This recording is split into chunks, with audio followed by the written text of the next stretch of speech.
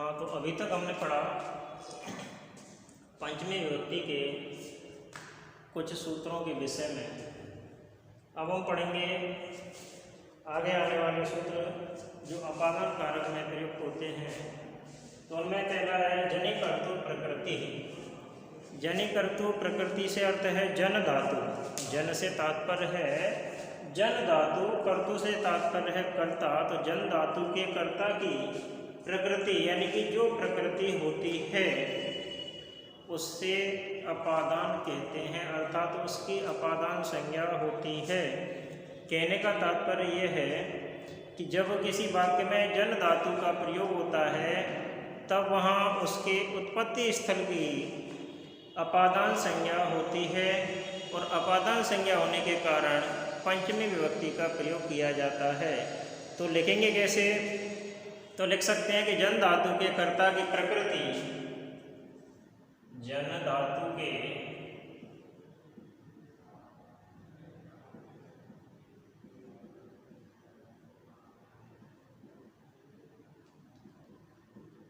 कर्ता की प्रकृति यानी जन धातु के कर्ता की प्रकृति अर्थात जायमान उत्पन्न होने वाले पदार्थ का जो हेतुभूत कारक होता है, अर्थात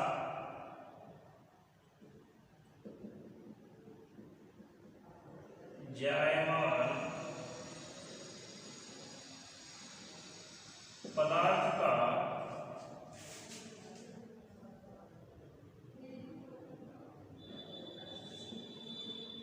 जो हेतु से तात्पर्य है इधर कारण, तो हेतु भूत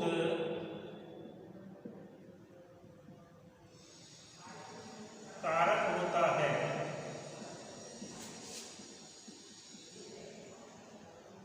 उसकी अपादान संज्ञा होती है।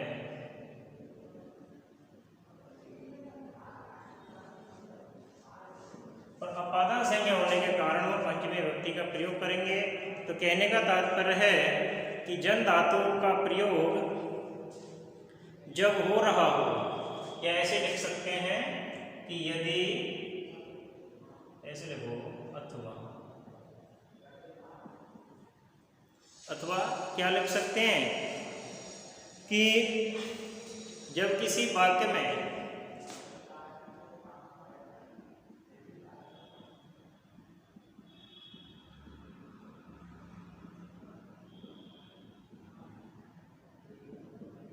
जन धातु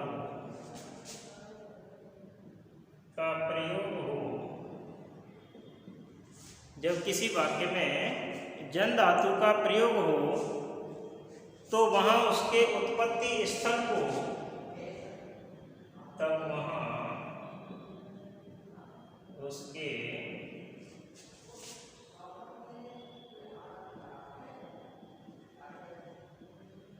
उत्पत्ति स्थल को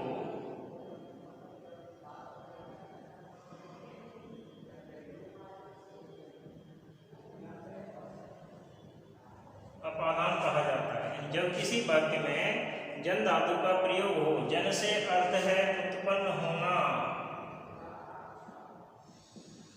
ठीक है, तब वहां उसके उत्पत्ति स्थल को अपादान कहा जाता है, अर्थात उसमें पंचमी विभक्ति का प्रयोग किया जाता है। जैसे मैं कहूं कि गोमयात् वृश्चिकः जायन्ते, गोमयात्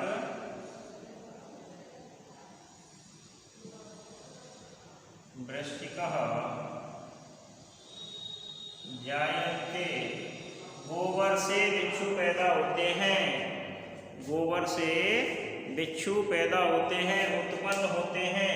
तो बिच्छुओं के उत्पन्न होने का कारण क्या है? गोबर। क्या है? गोबर। तब यहाँ गोबर शब्द में पंचमी विभक्ति का प्रयोग किया जाएगा। गोमयात् वृश्चिकः जायन्ते, गोबर से बिच्छू पैदा होते हैं। या जैसे मैं कहूँ ब्रह्मा से प्रजाएं उत्पन्न होती हैं, ब्रह्मा से प्रजाएं उत्पन्न होती हैं। तो ब्रह्मा से, ब्रह्मा शब्द की पंचमी विभक्ति क्या होगी? ब्राह्मण है,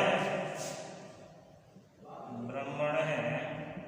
प्रजाएं, प्रजा बहुवचन, और प्रजायन्ते, ब्रह्मा से प्रजाएं पैदा होती हैं। या जैसे मैं कहूँ काम से क्रोध पैदा होता है, उत्पन्न होता है, कामात् क्रोधः जायते। या मैं कहूँ मुख से अग्नि पैदा होती है, मुखात् अग्नि अजायते। ठीक है, तो इस प्रकार से पंचमी विभक्ति का प्रयोग कब किया जाएगा? जब जन धातु का जो उत्पत्ति स्थल है, जन का अर्थ है उत्पन्न होना, तो जहाँ इसका उत्पत्ति स्थान होगा उसमें कौन सी विभक्ति लगाएंगे? पंचमी विभक्ति लगाएंगे। अगला सूत्र है वर्णार्थानाम ईप्सितः। सूत्र है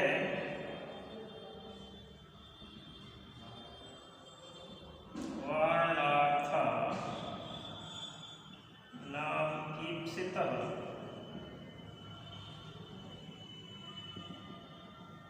ठीक है भाई, वर्णार्थानाम ईप्सितः। वारण अर्थ, वारण अर्थ से तात्पर्य है, वारण का अर्थ होता है दूर हटाना, अलग करना। ठीक है, तो वारण शब्द है, यहाँ मूल शब्द क्या है? वारण। तो वारण से तात्पर्य है दूर हटाना या अलग करना। ठीक है,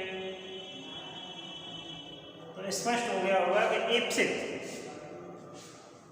जो ईप्सित होता है उसकी अपादान संज्ञा होती है। ईप्सित का मतलब जिसको हम बचाना चाह रहे हैं, जहाँ से हम दूर करना चाहते हैं, वहाँ पंचमी विभक्ति का प्रयोग किया जाता है। तो हम लिख सकते हैं कि वर्ण अर्थ वाली धातुओं के प्रयोग में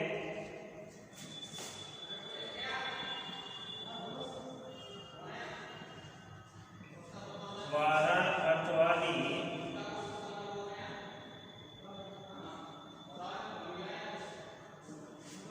धातुओं के प्रयोग में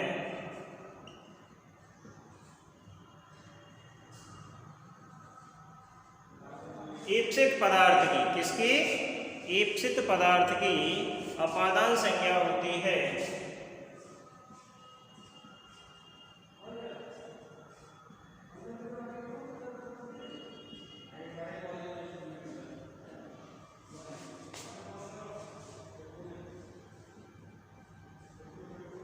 ईप्सित पदार्थ की अपादान संज्ञा होती है, अर्थात वह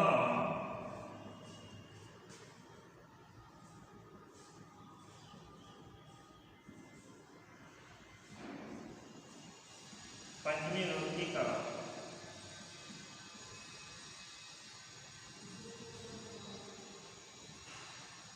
प्रयोग किया जाता है। वारण, वारण अर्थ वाली धातु, वारण से तात्पर्य है हटाना, अलग करना, दूर करना, दूर हटाना, भगाना। तो वारण अर्थ वाली धातुओं के प्रयोग में जो ईप्सित पदार्थ होता है, अर्थात जहाँ से हम किसी को, व्यक्ति या वस्तु को अलग करना चाहते हैं, उस ईप्सित पदार्थ की अपादान संज्ञा होती है। यानी जहाँ से हटाया जाता है उस पदार्थ की अपादान संज्ञा होती है, और जिसकी अपादान संज्ञा होगी उसमें कौन सी विभक्ति लगाएंगे? पंचमी विभक्ति लगाएंगे। जैसे मैं कहूँ कि बालक खेत से गाय को हटाता है। कहाँ से हटाता है? खेत से। क्षेत्रात् गाम वारयति, क्षेत्र से गाय को हटाता है। या मैं कहूँ कि किसान जौ से गाय को हटाता है, किसान जौ से गाय को हटाता है। जौ, जौ को क्या बोलते हैं? यव, यव से तात्पर्य है जौ। तो यवे विवारति गाम कृषकः, किसान खेत से, किसान जौ से गाय को हटाता है। तो जैसे मैं लिखूं कि कृषकः यवेभ्य गाम वारयति, तो किसान जौ से, किससे? जौ से गाय को वारयति यानी हटाता है, दूर करता है, अलग करता है। तो यहाँ पे ईप्सित पदार्थ क्या है? जौ। ठीक है, ईप्सित पदार्थ की संज्ञा कौन सी होगी? ईप्सित क्या है? जौ। ईप्सित की संज्ञा क्या होगी? अपादान। और अपादान में विभक्ति कौन सी लगाएंगे? आ गया होगा समझ में। तो अगला आप बना सकते हो कि वह पुत्र को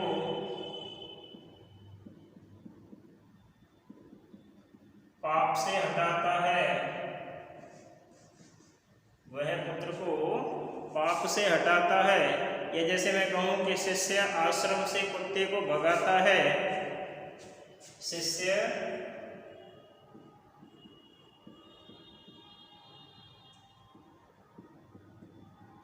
आश्रम से कुत्ते को भगाता है, या भगाने से तात्पर्य है हटाना, ठीक है।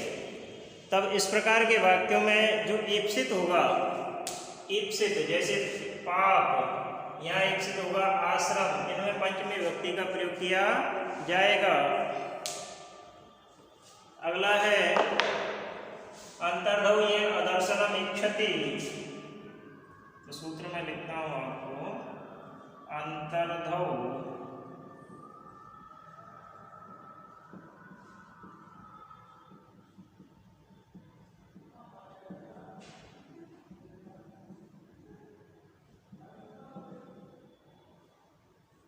अंतर्धौ येन अदर्शनम इच्छति, इससे तात्पर्य है कि कर्ता जिससे, येन माने जिससे, अदर्शन, अदर्शन का मतलब छुपाना, तो कर्ता जिससे अपने आप को छिपाने की चेष्टा करता है, इच्छा करता है, या दर्शन का अभाव चाहता है, दर्शन से अभाव अदर्शन, दर्शन का अभाव ही क्या कहलाएगा, अदर्शन। तो जहाँ कर्ता अपने आप को दर्शन का अभाव चाहता है, उस कारक की अपादान संज्ञा होती है, और जिस कारक की अपादान संज्ञा होगी वहाँ पंचमी विभक्ति का प्रयोग किया जाएगा। तो हम लिख सकते हैं कि यदि किसी वाक्य में, यदि किसी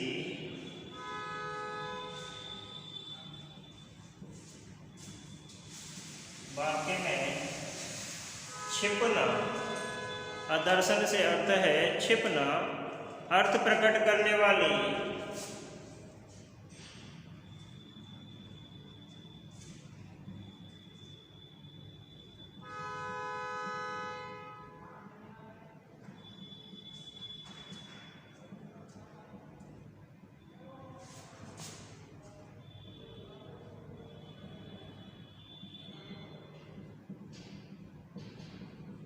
छिपना अर्थ प्रकट करने वाली धातुओं का प्रयोग हो,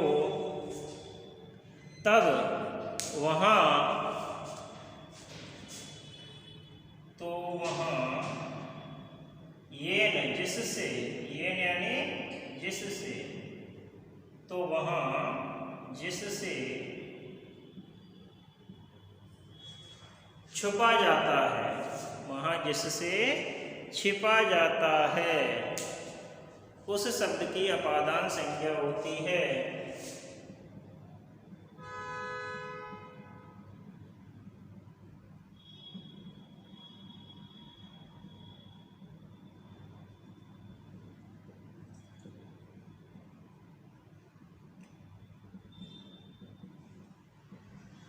ठीक है। यदि किसी वाक्य में छिपना अर्थ प्रकट करने वाली धातुओं का प्रयोग हो, तो वहाँ जिससे छिपा जाता है उसकी अपादान संज्ञा होती है, और जिसकी अपादान संज्ञा होती है उसमें पंचमी विभक्ति का हम प्रयोग करते हैं। जैसे मैं लिखूं, उदाहरण है कि कृष्ण मातुः निलीयते, निलीय यानी छुपना, ये छिपाना। कृष्ण है मातुः निलीयते, कृष्ण माता से छिपता है, कृष्ण माता से छिपता है। तब यहाँ किससे छिपने की इच्छा हो रही है, माता से। जिससे अपने आप को छिपाएगा उसमें पंचमी विभक्ति का प्रयोग किया जाएगा। ठीक है। ये जैसे मैं कहूँ कि शिष्य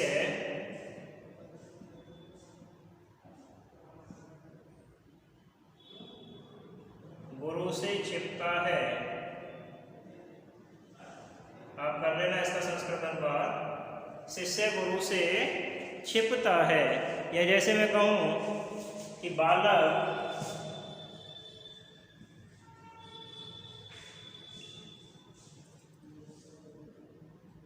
पिता से छुपता है, बालक पिता से छिपता है।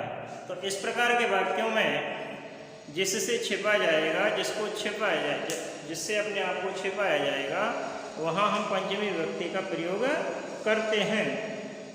आगे मैं लिखता हूँ पंचमी विभक्ति। तो देखिए यहाँ पे जब बात होती है दो व्यक्तियों में से किसी एक को अलग करने की, जाति गुण संज्ञा सर्वनाम किसी के भी आधार पर जब दो में से किसी एक को अलग किया जाता है तब पंचमी विभक्ति का प्रयोग करते हैं। तो इसके लिए हम सूत्र लिखते हैं पंचमी विभक्ति।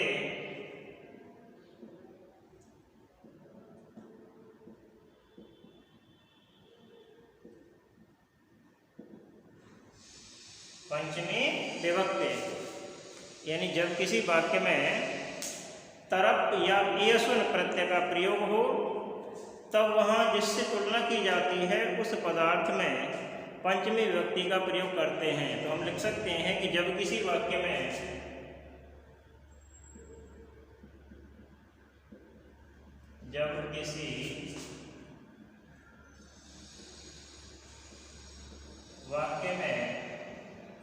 तरप या एसुन, देखो एसुन का एस शेष रहता है और तरप का तर शेष रहता है, प्रत्यय आपने पढ़े होंगे। तो जब किसी वाक्य में तरप या एसुन प्रत्ययांत पद का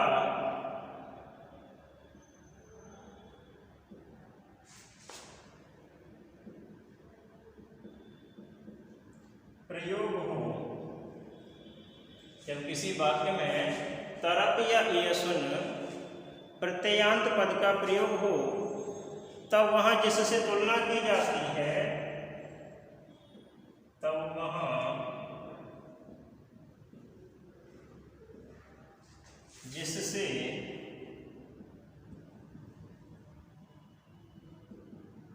तुलना की जाती है उसमें पंचमी विभक्ति का प्रयोग करते हैं। तो लिख सकते हैं उस पदार्थ में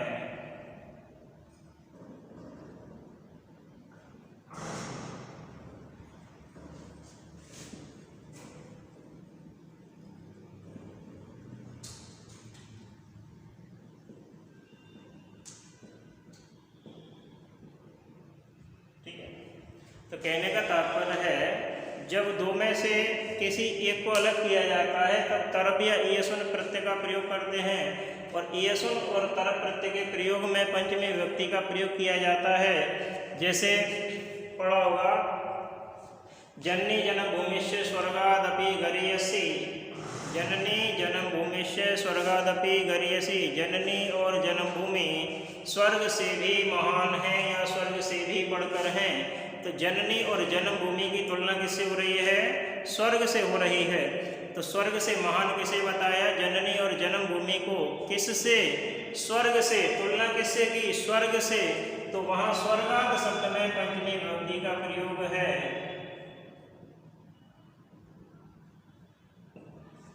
ठीक है, वहाँ कौन से शब्द में है? पंचमी विभक्ति का प्रयोग स्वर्ग में। जननी जन्मभूमिश्च स्वर्गादपि गरीयसी, जननी और जन्मभूमि स्वर्ग से भी बढ़कर है या स्वर्ग से भी महान है। या मैं जैसे कहूँ कि राम श्याम से चतुर है, तो राम है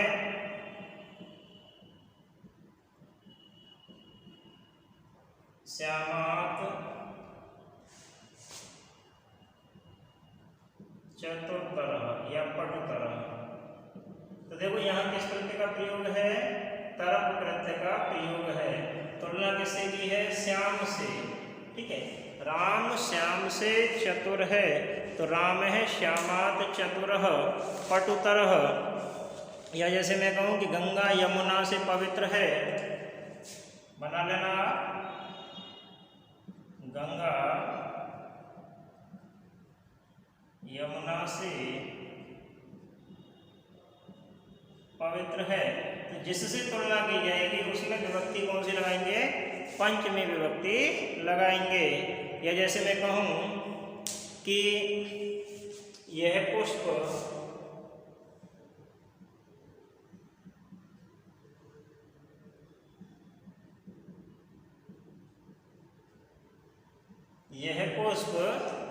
उस कमल से सुंदर है, यह पुष्प उस कमल से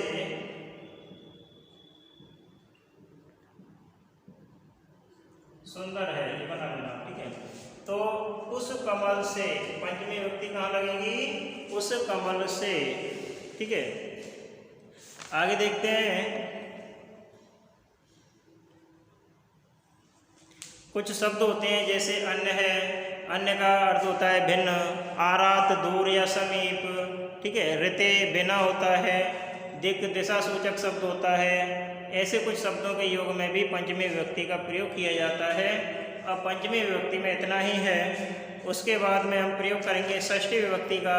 षष्ठी विभक्ति का प्रयोग किस प्रकार से और कहाँ किया जाएगा। पंचमी विभक्ति इस प्रकार से समाप्त हुई।